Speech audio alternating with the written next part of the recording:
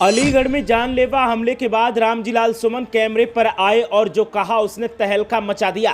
सपा सांसद ने सरकार और करणी सेना पर लगा दिया जान से मारने की साजिश का आरोप। रामजीलाल सुमन ने खुलेआम मीडिया में जो कहा उसने कई सवाल खड़े कर दिए। बार बार सपा सांसद को बनाया जा रहा निशाना, लेकिन फिर भी किसी धमकीबाज पर नहीं हो रहा एक्शन।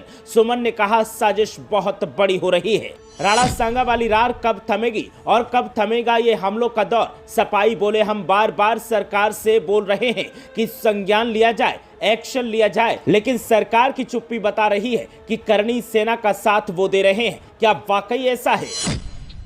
कई गाड़ियां क्षतिग्रस्त हुई और मैं आज अस्वस्थ हूं के ऊपर हमारे ऊपर ये जानलेवा हमला था। और ऐसा मुझे लगता है कि सरकार जानबूझ करके मेरी हत्या कराना चाहती है। सरकार साजिशन मेरी हत्या कराना चाहती है, रामजीलाल सुमन का यही कहना है। अलीगढ़ में जब उनके ऊपर हमला हुआ उसके बाद रामजीलाल सुमन मीडिया से मुखातिब हुए और मीडिया से मुखातिब होते हुए उन्होंने करणी सेना पर भी जमकर सवाल खड़े किए और जमकर ललकारा, तो वहीं सरकार के ऊपर भी संगीन आरोप लगा दिया। और रामजीलाल सुमन ने मीडिया के कैमरों के सामने कहा कि आज मैं आश्वस्त हूं, जिस तरीके का हमला मेरे ऊपर हुआ है उससे तो यही साबित होता है कि सरकार साजिशन मेरी हत्या करवाना चाहती है। जरा सुनिए रामजीलाल सुमन ने क्या कहा। गवाना टोल से अलीगढ़ की तरफ 500 मीटर की दूरी पर तथाकथित करणी सेना के लोग वहां घात लगाए बैठे थे। हमारे और हमारे साथी जो गाड़ियों में थे उन पर ईंट पत्थर फेंके गए, टायरों से हमला किया गया, कई गाड़ियां क्षतिग्रस्त हुई और मैं आज अस्वस्थ हूं के ऊपर हमारे ऊपर यह जानलेवा हमला था। और ऐसा मुझे लगता है कि सरकार जानबूझ करके मेरी हत्या कराना चाहती है। 3 दिन पहले से जब ये तय था कि हमें बुलंदशहर जाना है, प्रशासन को पता था, खुफिया तंत्र को पता था, पूरे जनपद को पता था, हाथरस और अलीगढ़ को भी जानकारी थी।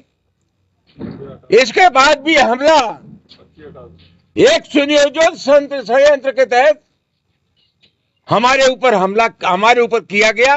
रामजीलाल सुमन ने खुलेआम कहा कि करणी सेना कलंक है। अगर आपके अंदर क्षत्रिय खून है, आपके अंदर इतनी हिम्मत है, तो जाओ फिर पाकिस्तान से दो हाथ करो, जाओ चाइना से लड़ो। और भी तमाम तरीके से रामजीलाल सुमन ने करणी सेना के नेताओं को खुलेआम चुनौतियां दी। जरा सुनिए रामजीलाल सुमन ने क्या कुछ कहा करणी सेना को लेकर। बुज़दिल है, नकारा है, क्षत्रियों के नाम पर कलंक है।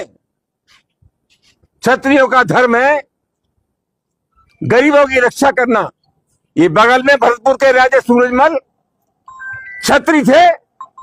राजा सूरजमल अंग्रेजों से लड़े, उन्होंने अंग्रेजों की गर्दन काटी, किसी भी गरीब की गर्दन नहीं काटी। ये तथाकथित जो सेना है, मेरा उनसे आग्रह है, पाकिस्तान में आतंकवाद के खिलाफ लड़ो, जाकर के पहुंच जाओ। चीन ने हमारी जमीन पर कब्जा कर रखा है।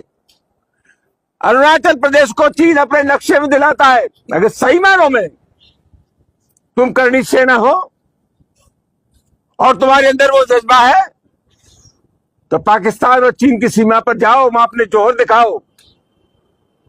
यही तुम्हारा धर्म है, बंदा ये माना जाएगा। तुमसे बड़ा नकारा दुनिया में कोई नहीं।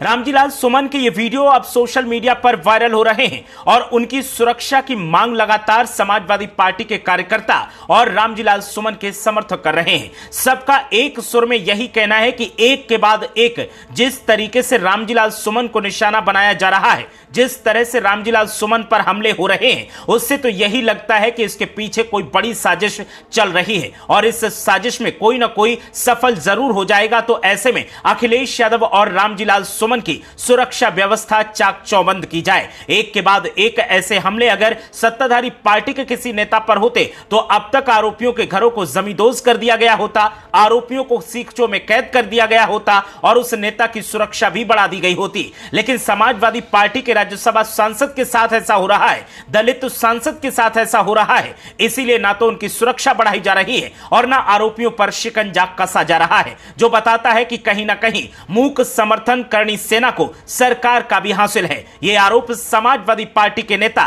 रामजीलाल सुमन के समर्थक लगा रहे हैं। आपको इसके पीछे सब कुछ क्या नजर आता है? आप भी अपनी राय हमें कमेंट करके जरूर बताएं।